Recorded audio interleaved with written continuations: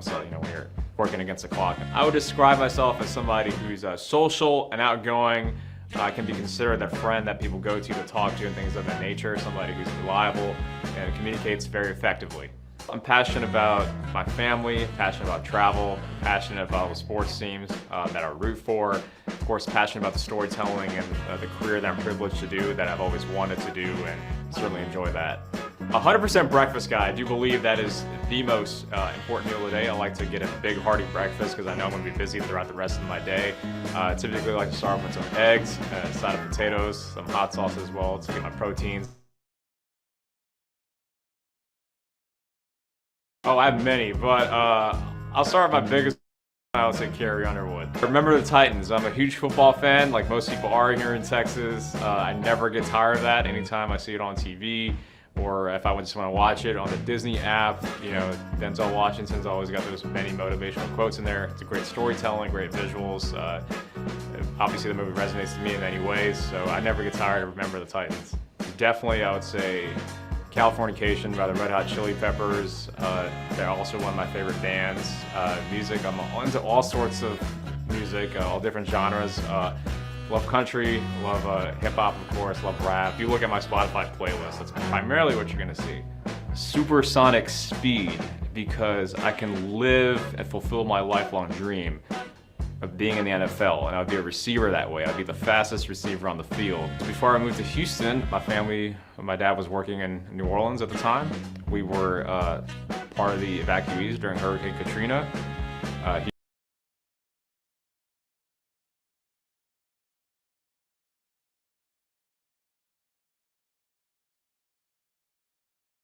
Good morning, everyone. How are y'all doing?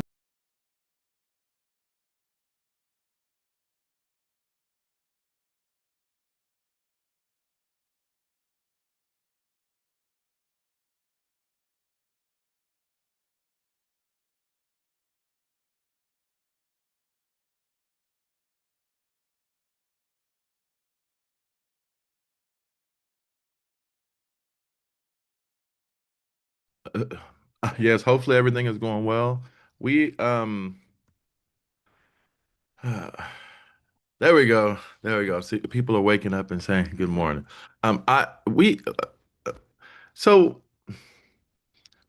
so hopefully you're having a nice day. Um Hopefully you're having a nice week. I did want to let's see. Let me see if I can find it so I could show you all. Some important news. This week at least. Um, and if I can share it with you all, let's see. Um, ta-da. There it is. So we have free application week. I don't know if you all knew this. For first year transfer applicants and things like that. No, your college is not going to be free, but you don't have to pay the application fee to these Texas schools. Um, um, and So if you're transferring, first year students, it's for public colleges and university. You go to Apply Texas, and it's from the 13th through the 19th. So, hey, I say if you can do it, then do it. Just apply everywhere. Apply to 1,000 different places. I don't know. I guess you still got to pay for your transcript to go with them. So I don't know if the transcript is uploaded to application to Apply Texas and it just stays there the whole time. I don't really know how that works. But if it's there all the time and all you gotta do is just send it out, who knows? You might accidentally get accepted um, there into a university of your choice and things like that. So, okay, okay, it's good stuff, right? I don't know how much the fees are now. When I was in school, fees were like 25 to $30. So it's probably a lot more now, or maybe it's the same. I don't know, but um it was a decent amount of money, I thought, at least in my in my mind at my time when I was in school. I was like, that's a lot of freaking money to apply to a college just to, for them to tell me no or so, you know. Um, anyway, any questions about anything?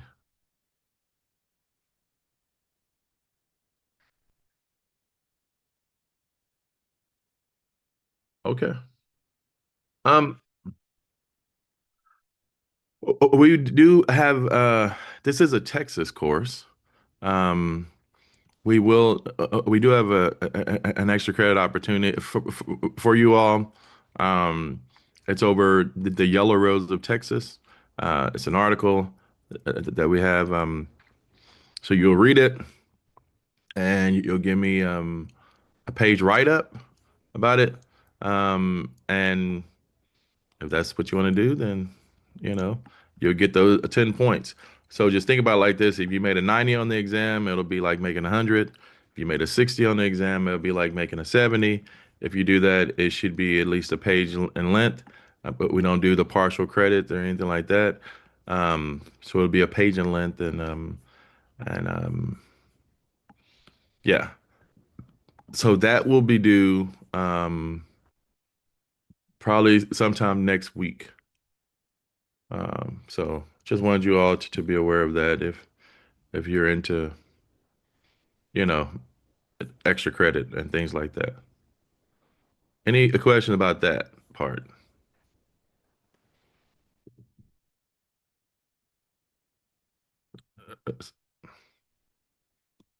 Anybody?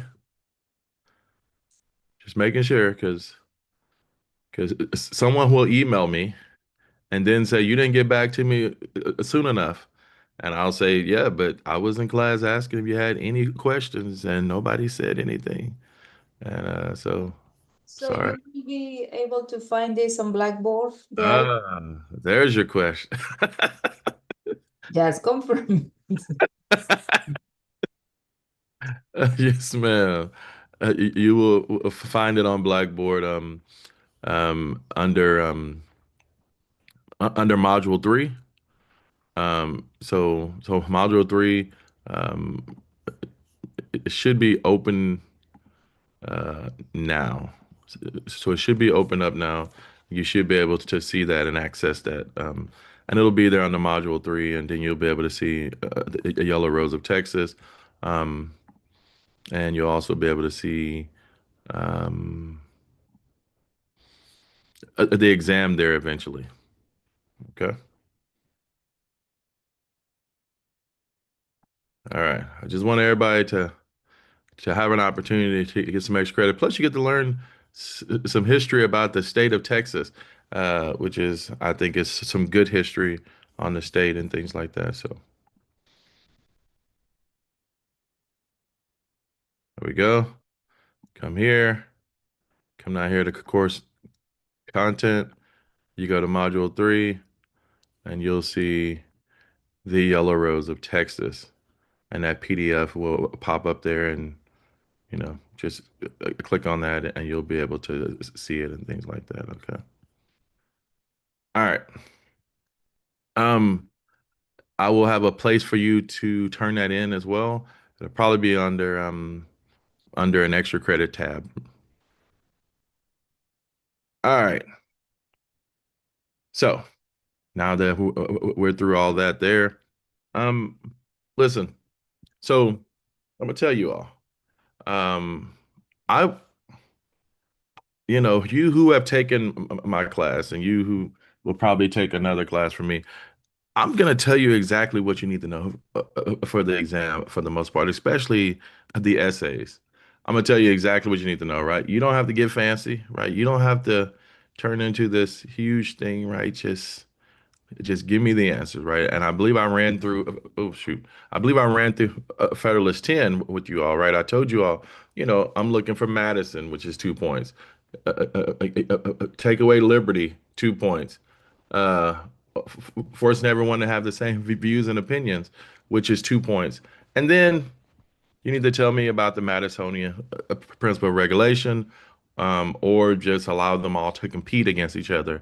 That's the other 4 points, right? I also talked to you all and said, remember, we have the characteristics political parties. Then we have the functions. And I think that some of you got the functions mixed up with the characteristics. I was like, the characteristics is this, right? A pragmatism, decentralization, and a two-party system. Pretty straightforward stuff. So, and I even had those in the multiple choice.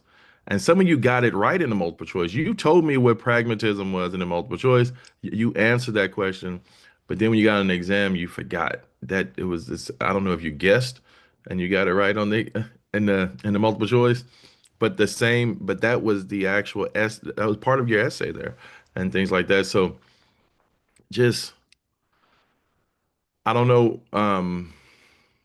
Our process in college is, either term papers, um, you know, presentations, but there's always, or like a Q and A where you stand in front of everyone, in front of me, and I just grill you with questions, or, um, or it's going to be like this, multiple choice or something like that, fill in the blank or something, right?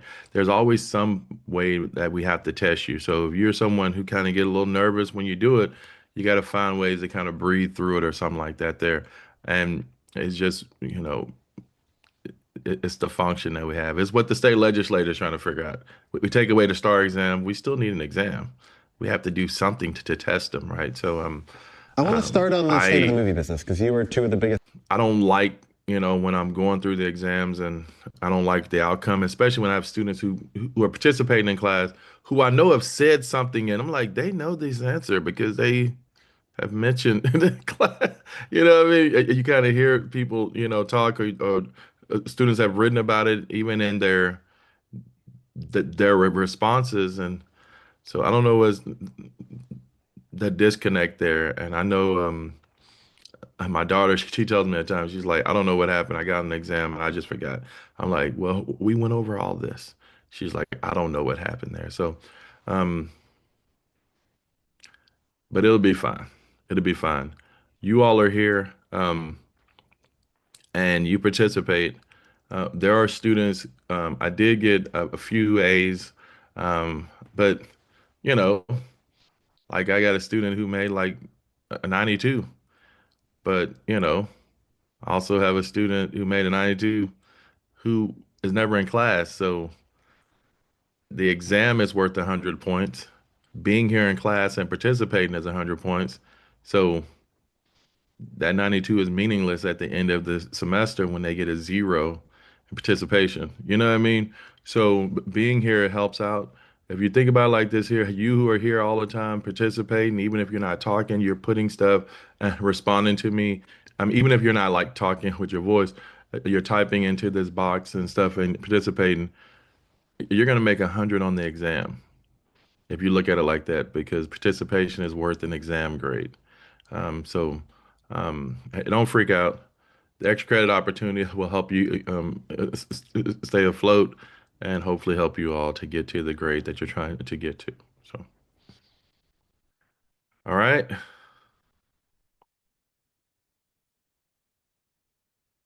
All right. Um, President Trump has brought peace to the Middle East. Um, so I guess he'll get, no, he has not. It's still the Middle East. But it's been interesting. But I tell you, the government is still shut down, and it doesn't seem like it's going to open up anytime soon. So I guess we'll see how that goes. I do want you to take a look at the just kind of glance at these here, right? We have some propositions that's going to be on the ballot. Um, we are on our voting and election lecture and things like that. So it'd be good to look at it. And this article right here in the Texas Tribune kind of runs through all of these things, or a lot of this stuff at least.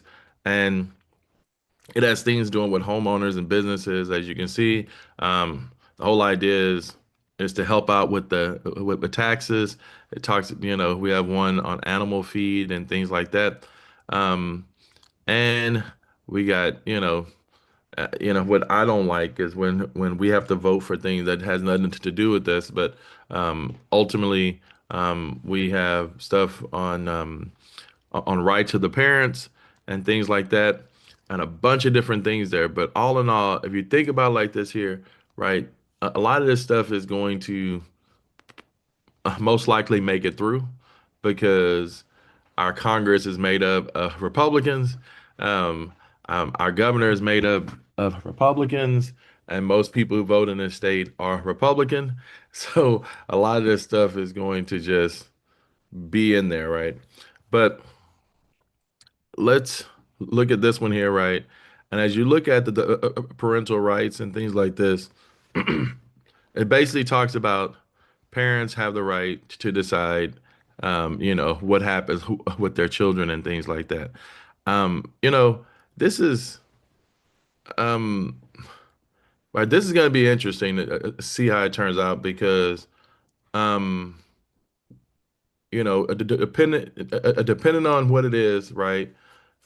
Let me see, how can I word this? So I grew up as a Jehovah's Witness.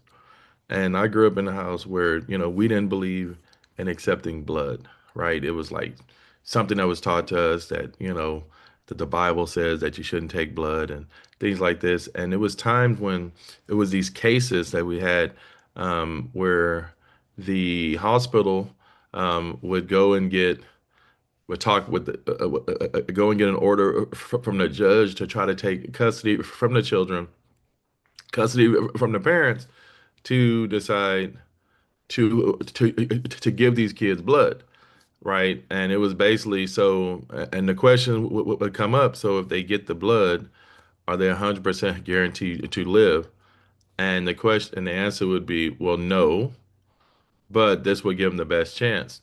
So it became this whole religious thing, where essentially, you know, okay, so you're gonna give him the blood. So what if he doesn't live? Now he has to deal with the fact that he took blood in the afterlife or something, right? I don't really know, right? So we have all these things here, but a lot of this stuff comes down to if you're a parent and people, schools have taken control and stuff. You have children who want to hurt themselves because of things that are going on, or children trying to break away from parents because their parents are not respecting who they are as people. Whether or not they identify as certain things. A lot of this stuff is sort of around the trans issue.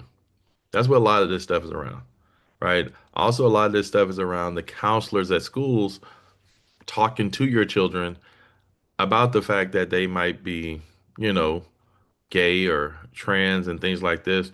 But we also had the issue where we had a young lady, if you remember, about a year ago, a young lady, well, she was like in sixth grade or something like that, and she killed herself because she was being bullied and stuff like that. And the counselor was meeting with her, and they never told the parents. Right? The counselor had been meeting with her for a semester and a half or so. And the mom was like, nobody even told me. So a lot of this stuff stems from things that have happened. So this is a broad thing there, but ultimately, if you have a child, the question that I ask you is, do you feel like you should have some more power, or at least enough power over your children where you will have a say? And ultimately, I think that a lot of people would argue. Well, I don't know. I don't know what a lot of people would argue, so I don't want to assume. Um, So there we go. So we got all these things here that are there. So just make sure when you get out there to vote, you know that you're going to be there just saying yes and no. And it'll be written up in a weird way and stuff like that. When you look at this stuff, it's going to be, so always encourage people to look over ballots. We'll take a look at a couple of ballots as well. But always encourage folks to look at a ballot before you go out there to vote so that you can at least see, um, um, what's on the ballot. Um, and then you can get there and it's easier for you to ultimately vote.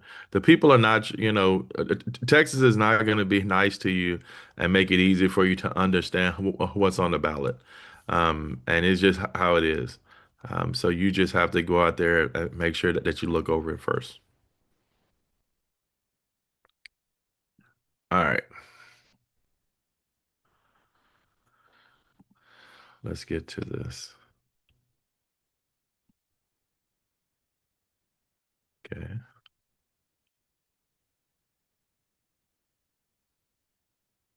There we go. All right.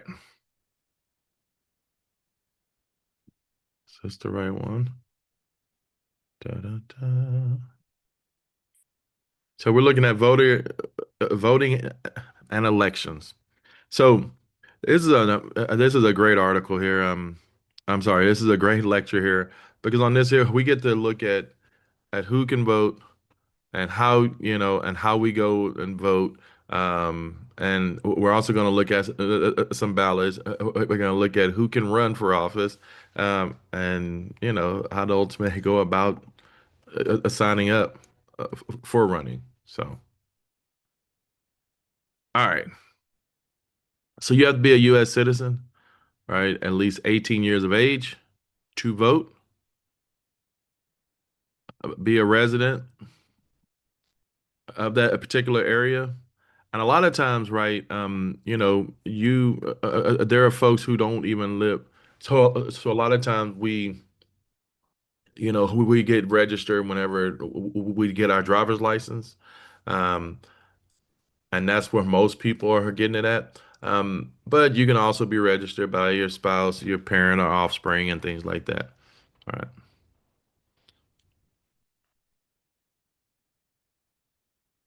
Okay. Who can vote? Well, if you're under the age of 18, then you can't vote. If you're a convicted felon, can you vote?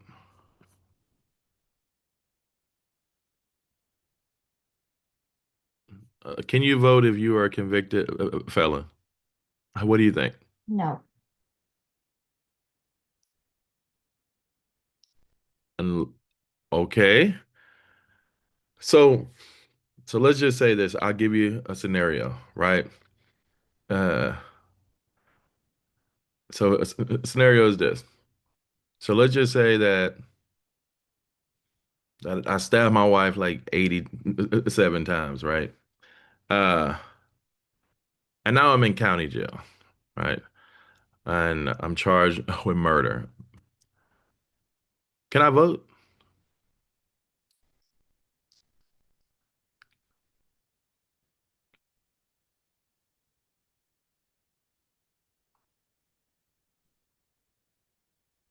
Come on, what do you think? Can I vote?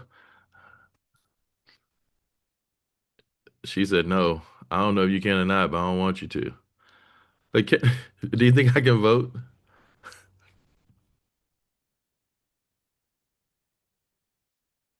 Well, the answer is yes.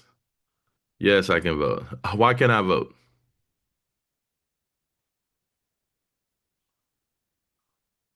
Is the system messed up? Is that why? What reason would I be able to vote? So is it because you're just in jail, but you have not been convicted? Yes, yes. That's the reason, right? Because being on jail doesn't necessarily prevent you from voting. Right. Thank you. Thank you to you and Brianna, right? So yes, yes, I'm not convicted yet. I'm just I'm just in jail, right? Now, I guess the question is, why am I concerned about voting while I'm about to go to prison? I guess because I know I'm never going to vote again. But to Nathaniel's point, let's go back to his point, right? That he said in certain states, well, yes, you can also vote here after you have served your time. So once I serve my time and I'm out, then I can vote again.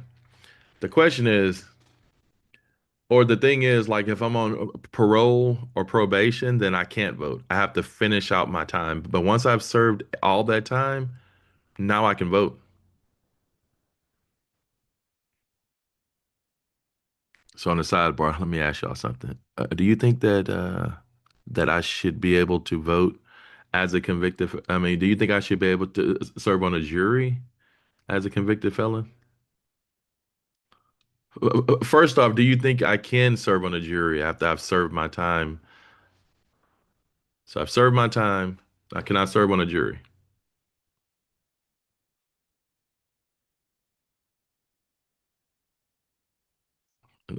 What do y'all think?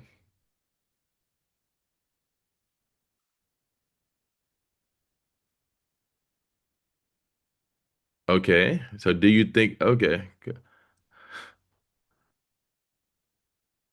No, you don't think I should be able to? Karina's like, I don't think you should be able to. And I'm so the answer is yes. Yes, you can. Um, I am curious, Karina, and maybe some of you can answer, right? Like, why do you think someone wouldn't want a person who was in prison to serve on a jury?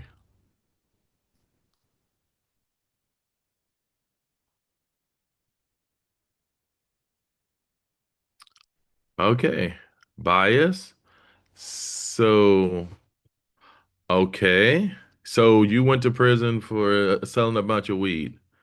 Are your morals flawed? No. You, thank you, Missy. It's just like, if it's weed, the answer is no. If No, it's but me, the answer's no. Yeah. the answer is no. Okay. I'm asking you, right? Because it is here, because it depends on who you sold to. So, boy.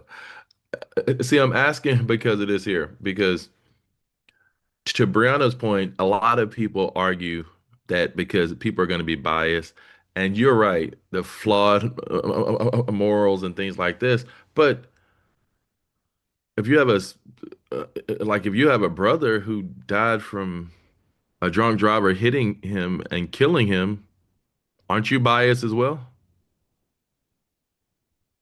If you have a parent who probably got hurt from a doctor and not paying attention and coming to work drunk and he cut off the wrong limb, like wouldn't you be biased as well? And if you're trying to criminally prosecute him, you know what I mean?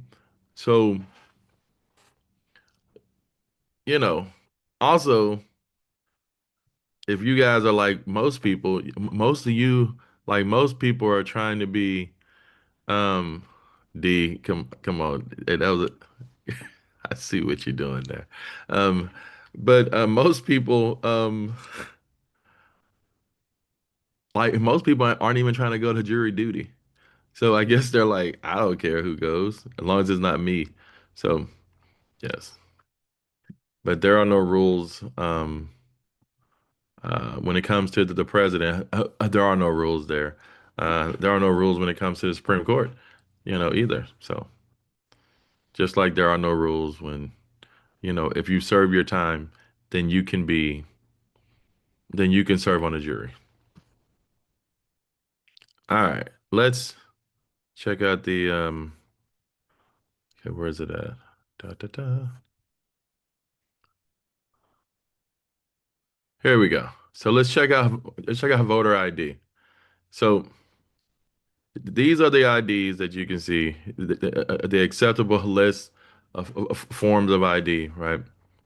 And as you can see clearly, uh, you can have a driver's license, you can have an election ID certificate.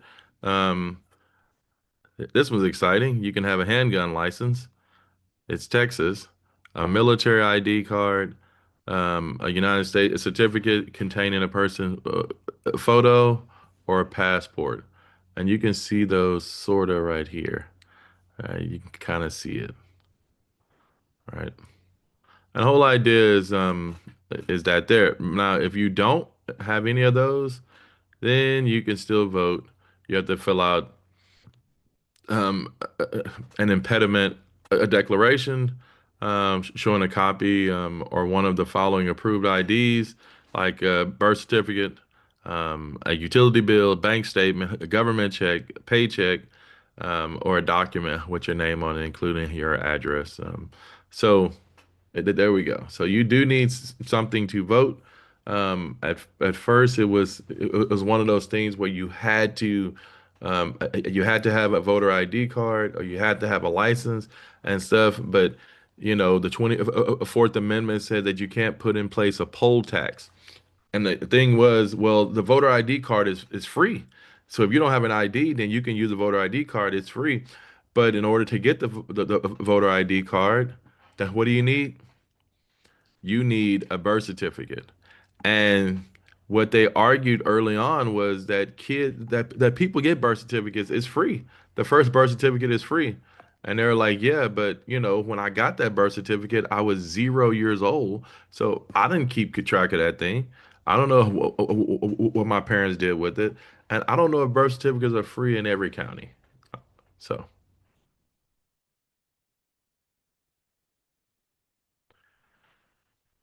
here's a chart.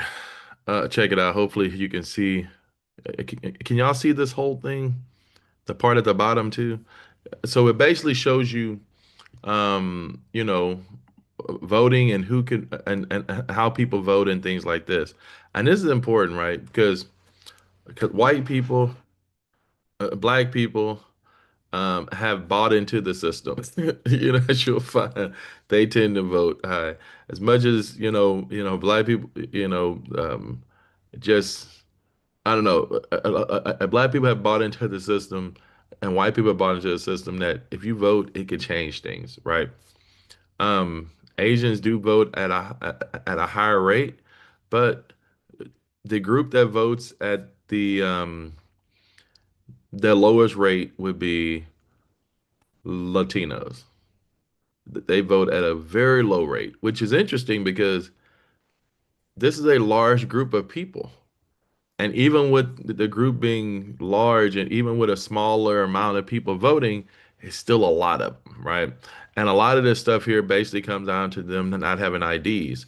And it has nothing, I know what you're instantly thinking, it has nothing to do with the fact that that they're not citizens. We're only counting people who can vote, who are residents, right? These are folks who just probably have not bought into the system. There's a cultural thing.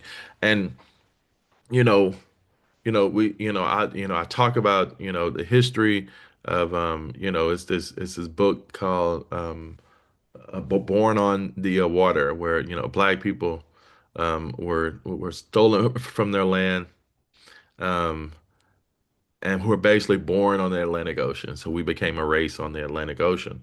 Um, a lot of the Latino people in Texas are of Mexican ancestry. And I don't really know the mindset of descendants of people who feel like their land was taken from them and stolen, and now they're like um, a guest in their land because they've had their land taken from them, swindled. And there's so many stories and stuff like this of people messing folks over and having them to sign contracts in English, and they didn't speak Spanish. I'm sorry, and they didn't understand English, and they made them sign it over, and they lost their land and stuff like this. It's a movie that I offer as extra credit to my U.S. government class that really goes into detail, that kind of touches on it at least, about how these folks own this land, and now that they're working on the land that their family owned because it was bought from up under them and things like this. So, having a history of looking at a government and thinking, I don't trust this government. It doesn't really matter what they say and things like that.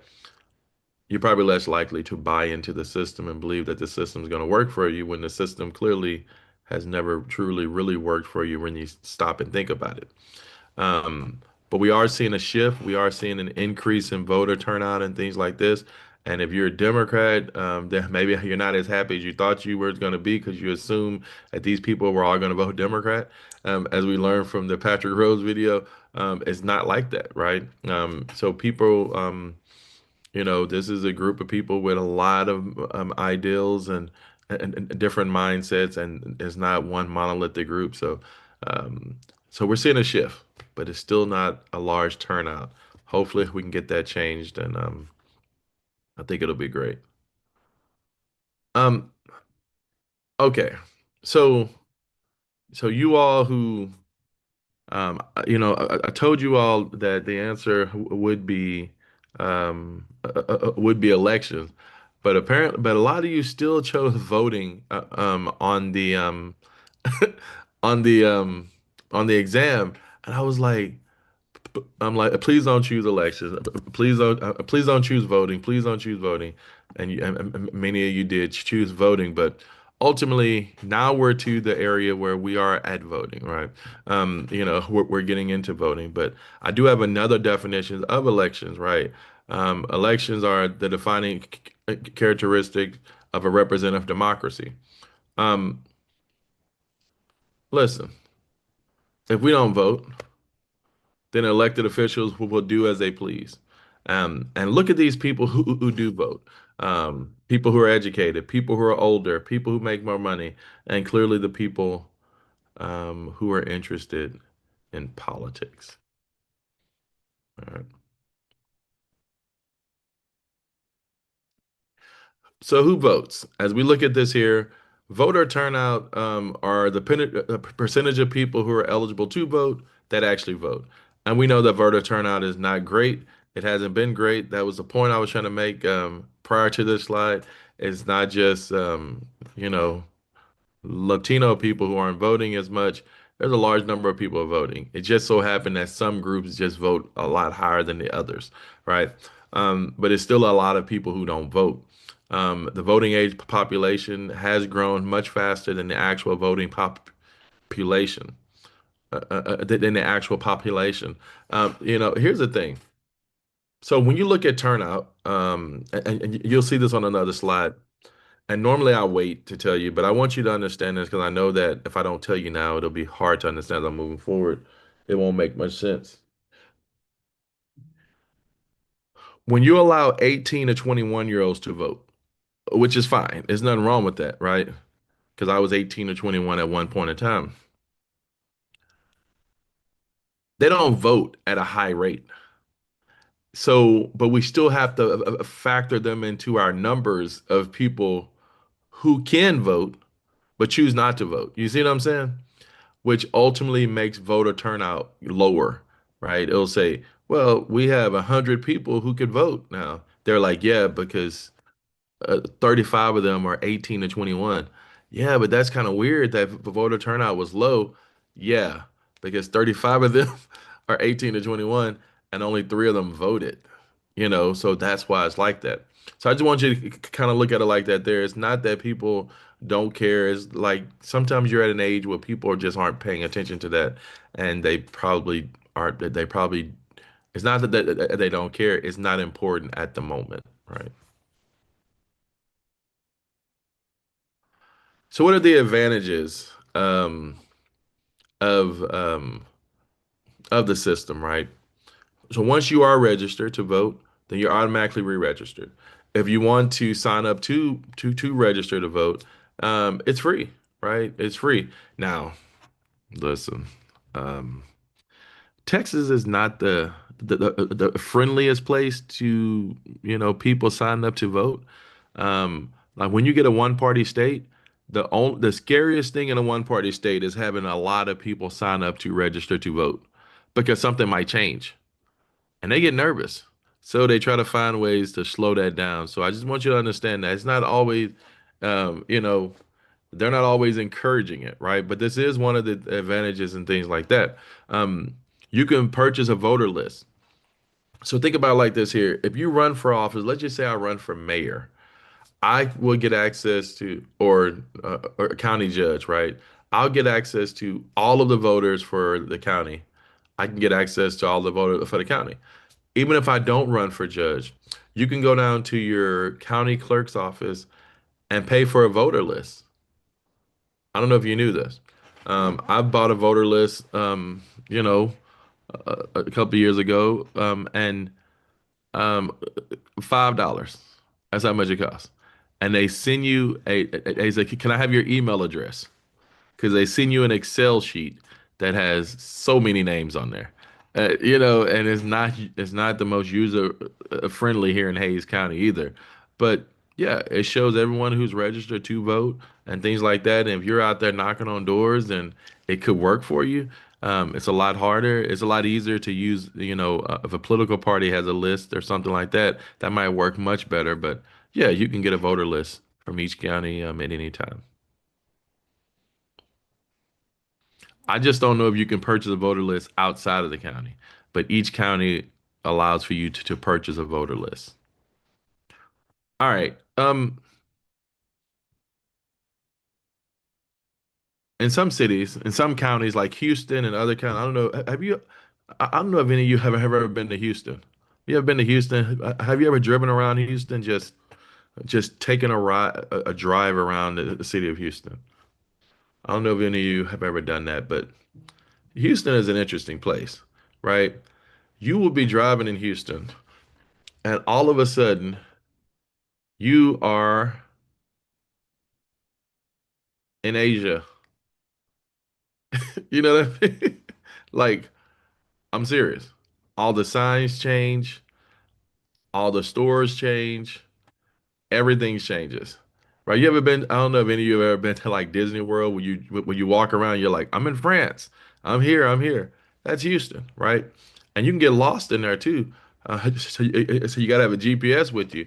And like they have these different pockets, right? They have an Asian, a Middle Eastern Asian area. They have an Asian area, right? They have an immigrant area. They have an area that has a bunch of, this and that. So is all of these little pockets. And ultimately, in this city or in this county, when you go out to vote, they have election materials that's printed in a bunch of languages, right? Because people aren't going to be able to understand, right? And this is what you get. From what I understand, in Killeen, there's a large Vietnamese population where they have ballots printed in that language as well.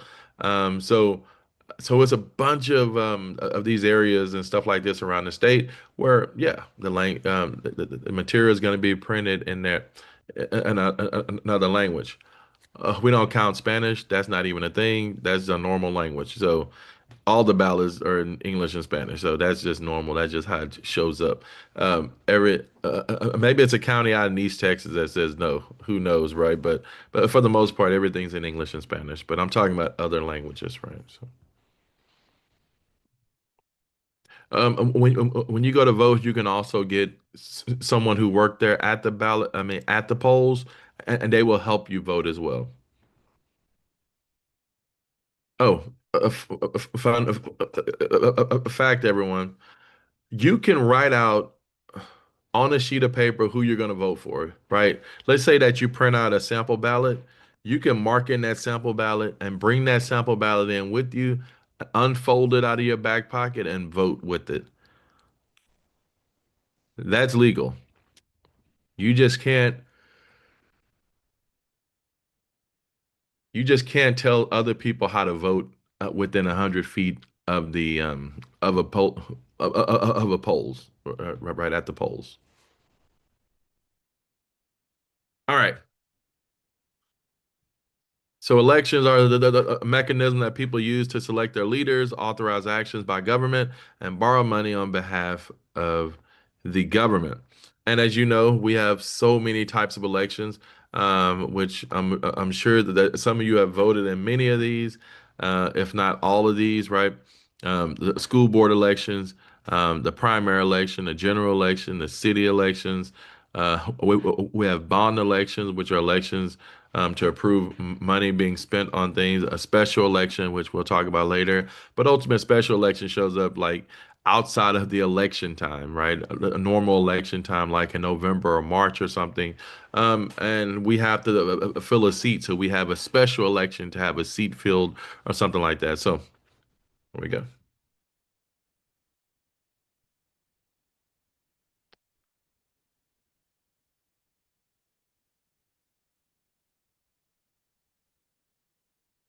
Okay.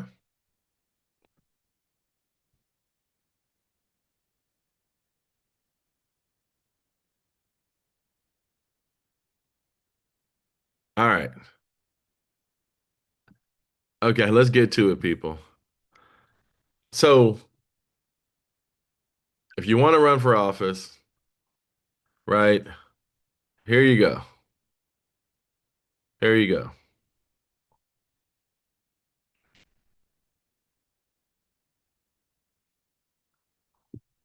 So who do you pay this money to? I want to run for U.S. Senate. It's $5,000. Who do I get it $5,000 to?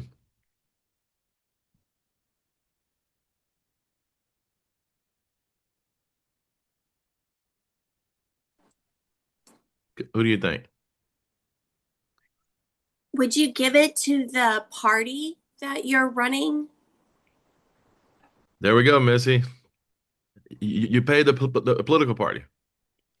You pay the political party, right? So ultimately, with this here, uh, oh, what do you mean donations, Anna? You mean like, are you raising money to pay it, or are you asking if you are donating the money to the party?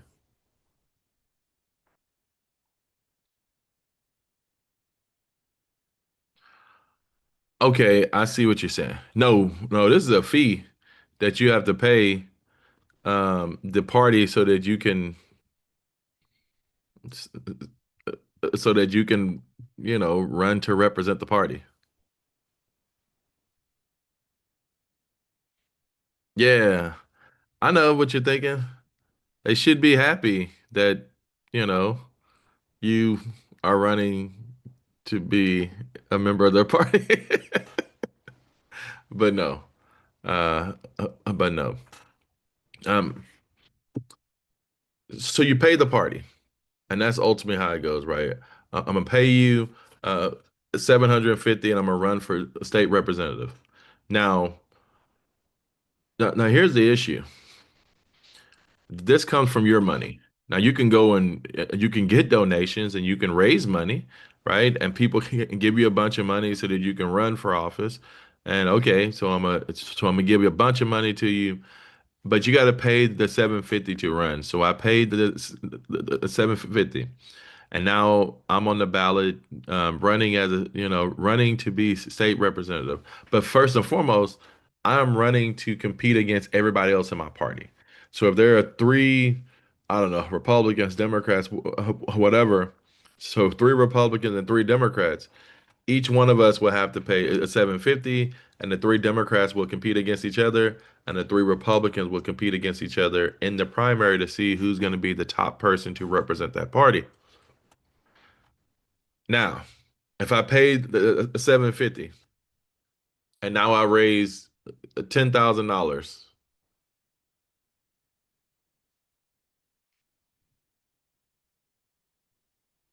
can I repay myself? Like, can I pay myself back that 750 out of that money?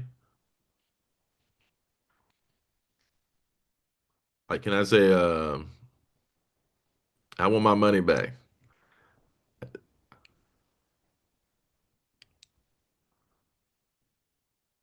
Remember, a I don't political, remember, money that you raise is supposed to be spent on, on all, political stuff. So the question is, can you repay yourself back for it? Kathy, were you about to say something?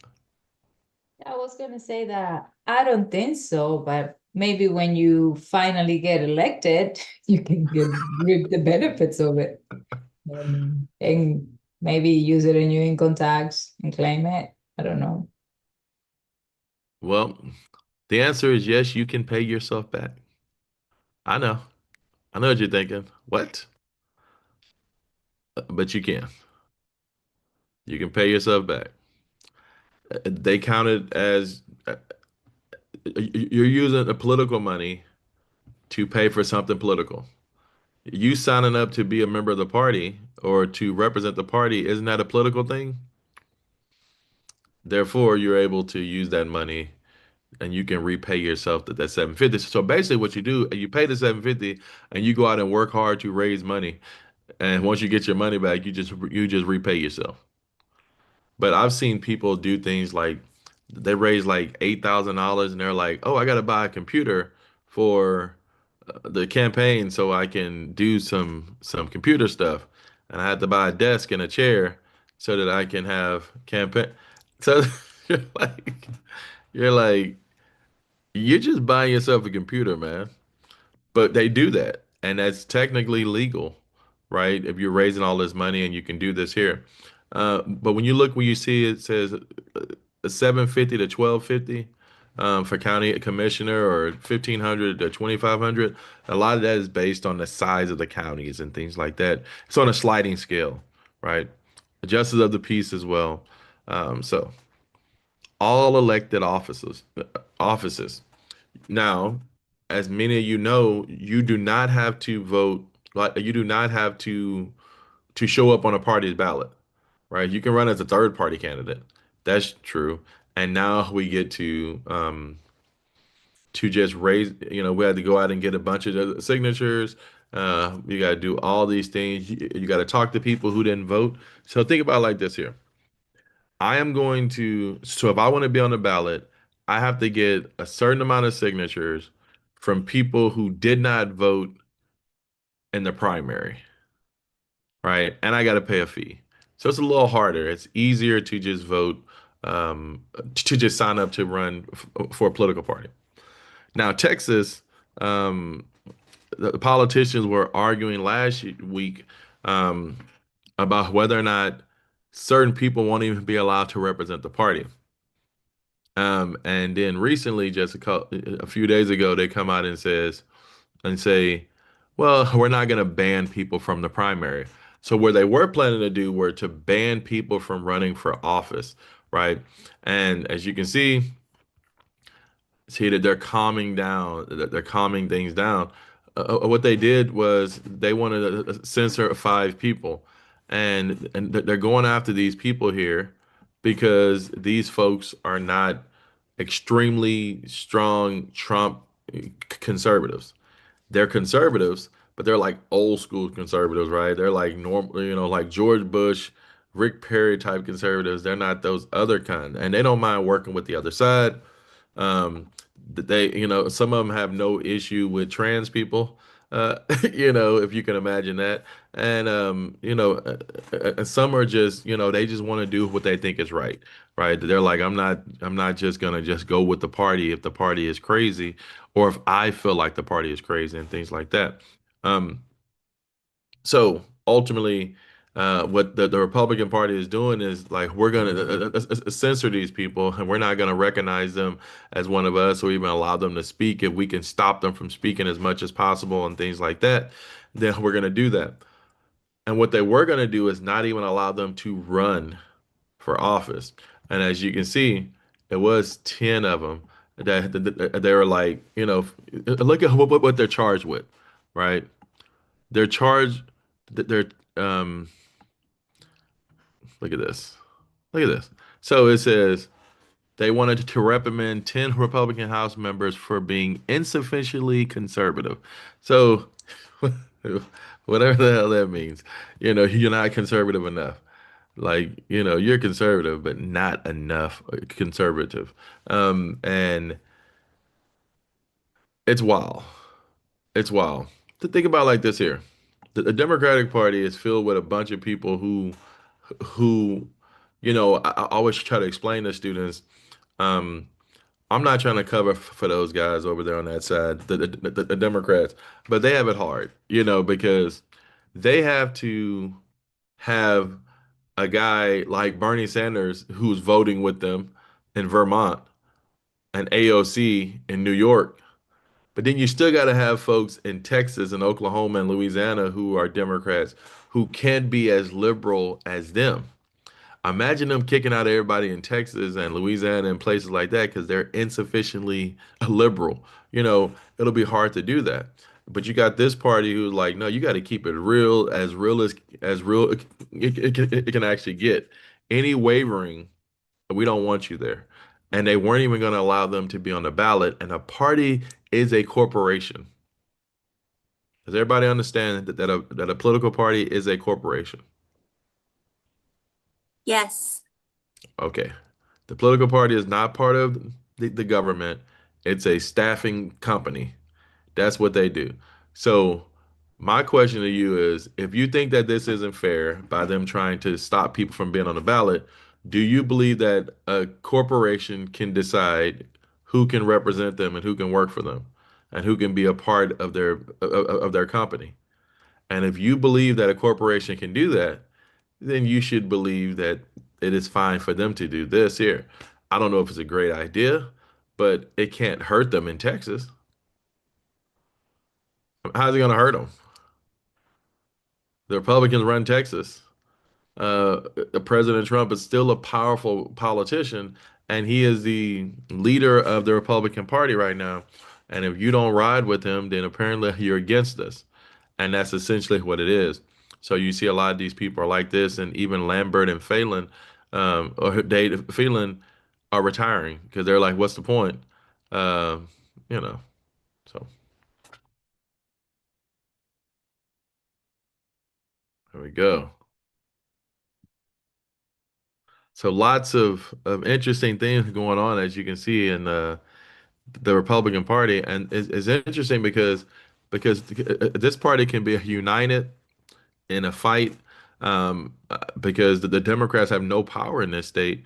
But as we've seen of late, we have two different schools of thought, right? We have two different groups, and there are some Republicans who just don't like the other Republicans because they're not just going to go along with the president just because. And and some of them have children who happen to be gay or trans and things like that. So that's another issue as well.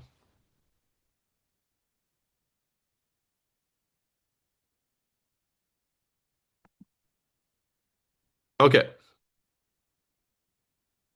Okay, is everybody awake? Making sure everybody's awake because this slide is important. Okay? Just want to make I want to tell you this slide is very important in your future. Just so you know. So there are three historical types of primary elections, right? Three historical types of primary elections. So let's run through this here. I want you to really get this.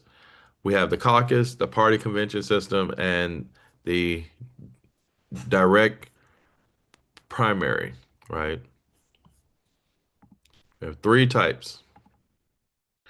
Now with this here, first off, we have a caucus, which it consists of the elected political party members who serve in these insider politics in the legislature. So I always think about this here, right? When I think about the caucus, I think about people in the back room smoking cigars and stuff, talking about who should be our leaders and stuff, and who should go out and represent the party and things like that. So that's that old way of doing things, right? And then we get to the party convention system, right? Which is 1828, right? I want you to kind of think about um, when President Trump or President Biden or that video of President Obama speaking to that large convention, and all of these Democrats are there, holding up signs that say Texas, or all of these Republicans are in there talking, with Trump holding up a sign that says, Oklahoma, Louisiana, and stuff like that. And they're all there. All of we have the delegates. If you remember that process I told you, that we go to the primary and we choose delegates who will go represent us at the county. We go from the precinct to the county, and then we go from the county. We take that to the state, right? It's that process when I told you that, about the helmets. We come up with a proposition or something that says that we don't want to have to wear a helmet, and it kind of moves up to create the platform of the party where we're sending delegates as well. And now we get to the convention where we have delegates, and now these delegates are going to decide who is going to represent our party, right? And then we have more recently the direct primary. This is for us to actually go out and vote at the ballot box, right? I want this person to represent me. I want that person to represent me. It's the direct primary, and that's what we have as well, right? Which basically says party members are clearly choosing people to represent them um, at the polls. Okay. These are the three historical types of primaries: the caucus, party convention, and direct primary. Third parties still use the convention system, right? But the two major parties, right, have evolved into this here, from the caucus, the convention, the primary, and we still have some form of the convention system for the presidential candidates, right? Um, we had to get to in 2008, right? We had to get to the convention to decide whether Hillary or Obama was going to win. And Obama didn't have enough votes to win. And Hillary, she conceded and let him have it. And she gave her votes where she asked her delegates, the people supporting her, to vote for Obama, at least. Professor, I have a question. Hmm. So if all political parties are for-profit organizations, so how is this considered a democracy if it is just for-profit businesses? Well, the thing is, what it does is, I mean, it basically, gives people who are kind of lazy, an easier way to choose people. You know what I mean? Right. You ever see, like more recently, you'll see uh, uh, like a newspaper article, like the Texas Tribune or like Washington Post or New York Times. They'll say, "This is only 2 minutes to read." It's telling you, "Hey, it ain't that long. Just read it. Just read through it." Right? Or they allow for you to even listen to it, and the thing will read it for you. We don't really have it in us to do a lot of research, right? We don't have it in us to want to look into it and stuff like that. So you can speed up the process by just letting me know that Hannah and Alex and John are all Democrats, right? Thank you. I appreciate you telling me that. Now I can know I don't really have to look into their background. They're running as Democrats. They're clearly liberals in my mind. So if I want to vote for them, I'll vote for them. You see what I'm saying? So ultimately that's how that works. Political parties do just make it easier for you to um it makes it easier on us to decide who to vote for, since we're probably not going to research every candidate.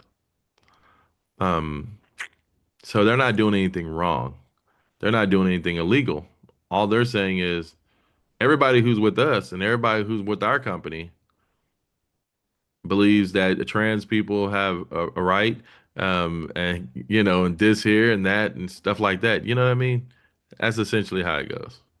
And every now and then we'll say, "Hey, we got a guy who's in our company, but his strong religious belief allowed for him not to agree with that. But he's basically with us on everything else. But his religious belief isn't going to allow him to do that there. Is it okay if he still works with us?" And we're like, "Yeah, sure," because we'll have him on all those other votes. You see what I'm saying? So it's not a bad thing, even if it seems like it's some nefarious type thing that's going on there, right? Okay, thank you. Uh-huh.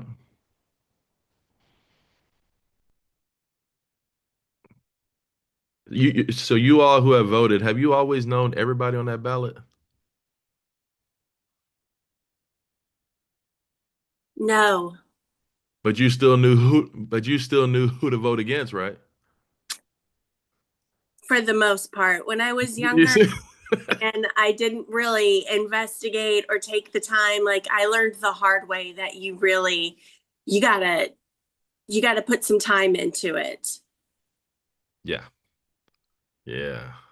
Yeah, it's funny. Like we have a guy in our town who ran for city council. And you know, uh he ran and since it's not a partisan election, right? It's nonpartisan. You just have to go off of what the guy um says and what impression he gives. And he basically told us that, that he was a liberal, right? Um, and it comes to find out that he voted for Trump, and he was like, "Yeah, I voted for Trump. I sure did, right?" And people are like, "This mother, he got us, right?" And the thing was, it's like maybe if people would have taken the time to look into his history, they would have known that he was a Trump supporter.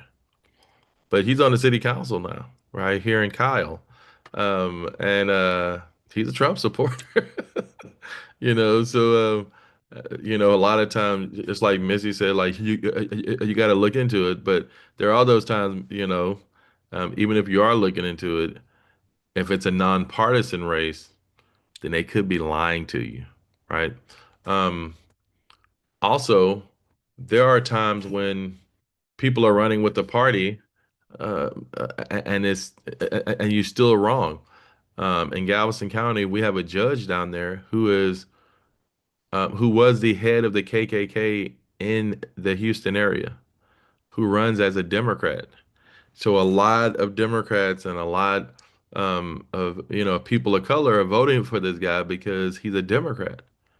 But he's not a Democrat. But he's a conservative. He's not a conservative because he's part of KKK. He's conservative because he's just conservative. He just happens to be the guy over the KKK in that area. All right, so like she said, it takes research at times. And to me, that would be so awful. Like the head of the KKK, that's, oh my goodness. Well, it gets even worse, Missy. A lot of people know. The problem is that even more people don't know. So he keeps getting reelected.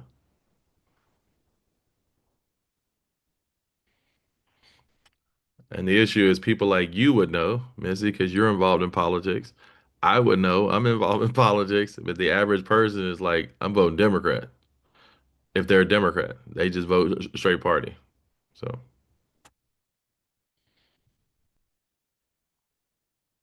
it's okay to be a split ticket voter at times. It really is okay. Um, so,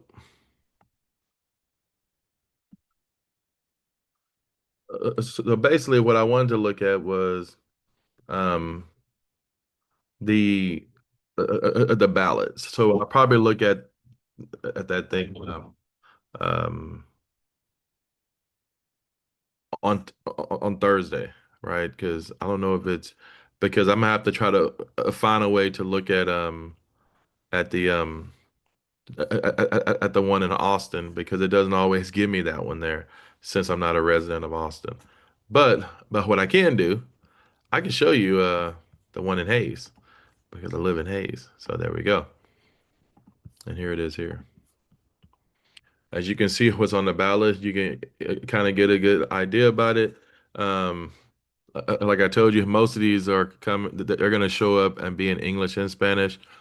And you can see all these things, right? As you can see, the constitutional amendment requiring the denial of bail for certain offenses. And we have the propositions on there, right?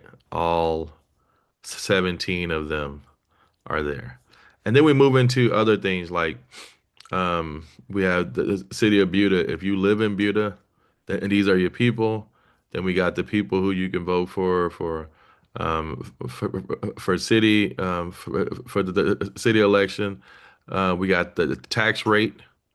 All right, looks like it's going to increase. More things with Buda.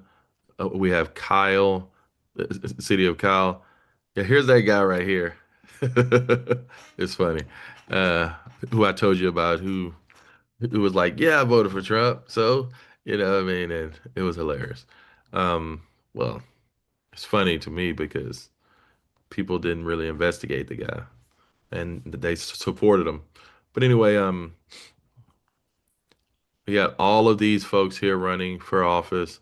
Uh, And we have propositions in the city of Kyle that was put there by the city council and things like that.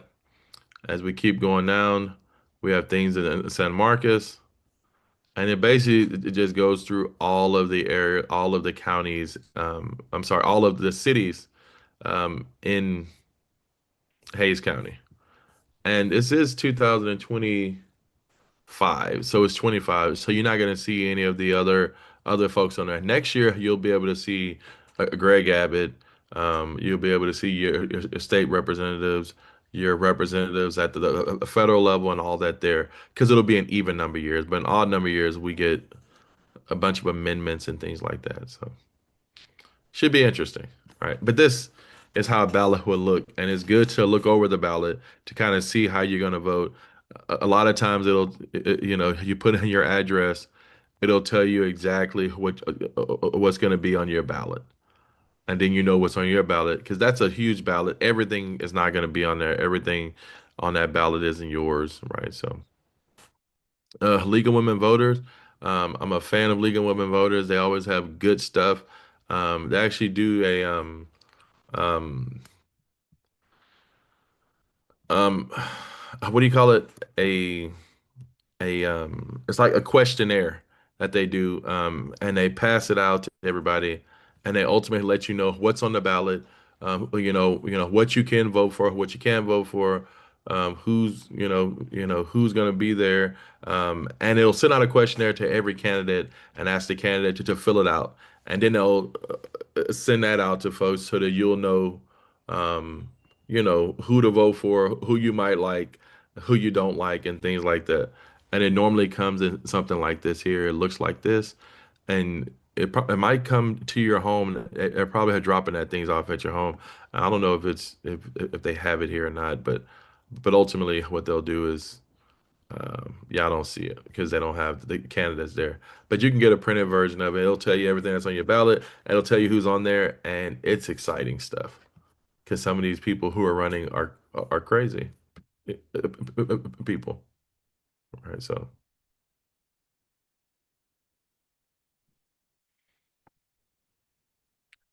John, you said a survey, like a survey, like, oh, you're trying to help me through this?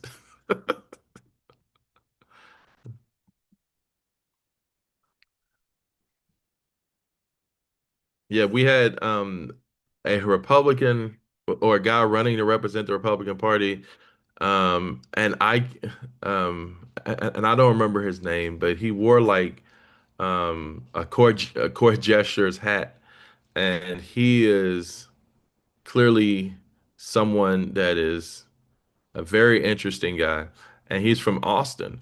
I have to find a clip of him so you can see it, and I have to show you the things that he was pushing for. But at one point in time, he was running for office. He was running to represent. He was running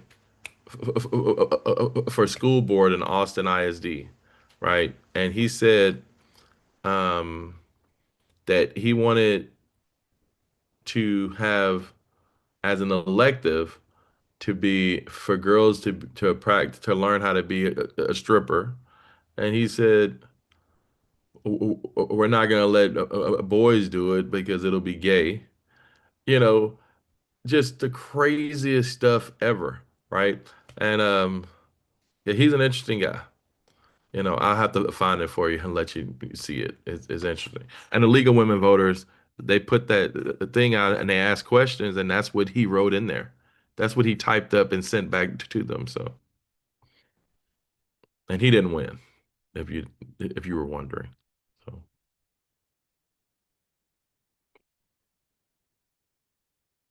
um, so let's continue with this here. So as you look at this here, right, third parties are on the ballot at times, right? But any party who receives 20% of the gubernatorial vote must hold a primary. So you have to have a primary if you get 20% of the vote for governor, right? Everyone else, right, you have to have a convention system, as I mentioned, right? And that's why I told you that third parties do it. It's basically a list of supporters that equals to 1% of the total vote in the last general election, right? And these have to be people who are registered to vote but didn't vote in a Democratic or the Republican primary. So think about it like this here. And this is how it works. If I go and vote in the Republican primary, and then I go vote in the Democratic primary, which I'm not supposed to be able to do that, I'm probably going to get arrested, right? Because that's illegal. But if I vote in the Democratic primary or the Republican primary, right? That's fine.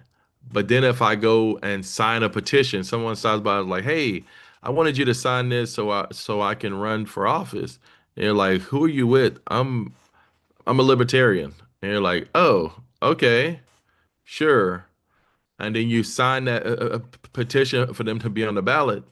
Well, you've already voted as a Republican. So it's not going to count that vote. It's not going to let you sign it because signing your name so that that person can run counts as your primary vote. So you don't get to choose between the two Democrats or two Republicans or three Democrats or three Republicans. If you're going to go the other, we're looking for people who haven't voted like that. Now, let's just say that prior to that, you sign it off and you're like, okay, I'm gonna sign for you to run as a libertarian. And then I change my mind and I decide, you know what? I'm gonna vote for a Republican. And once I vote in the Republican primary, it no longer counts the third party. The third party is not even that important. It's not important. It is it's so unimportant that if you sign a petition for them to run as a third party candidate and you vote for a major party candidate, you don't go to jail or nothing. They just don't count it, right? Because they don't even think that third party even matters. Texas does not make it easy for third parties, as I mentioned, and as you all wrote in the last section on the exam. There's a two-party system here that makes it very difficult for a third-party candidate to get through and to even get on the ballot. All right, so